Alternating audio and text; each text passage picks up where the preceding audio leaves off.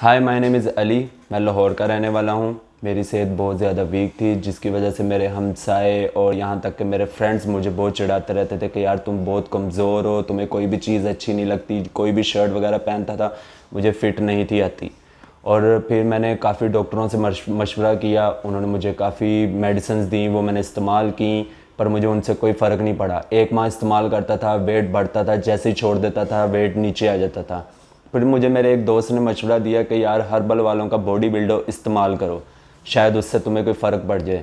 फिर मैंने कहा चलो जहाँ इतनी इस्तेमाल किए, चलो ये भी इस्तेमाल करके देख लेता हूँ। फिर मैंने हर्बल वालों का बॉडी बिल्डर अपने दोस्त के कहने पे 1 माह का कोर्स मैंने इस्तेमाल किया, जिसमें मेरा 8 kg वेट बढ़ गया। और मुझे सबसे बड़ा इसका फ़ायदा ये लगा कि इस्तेमाल करने के बाद जैसे ही मैंने इसको छोड़ा, मेरा वेट नीचे नहीं आया। तो मैंने 1 माह का कोर्स इस्तेमाल किया, तो लिहाजा मेरा भी आपको यही मशवरा, मेरी तस्वीरें देख सकते हैं जो आपके सामने आ रही हैं कि इनमें मैं कितना फ़िट हो चुका हूँ।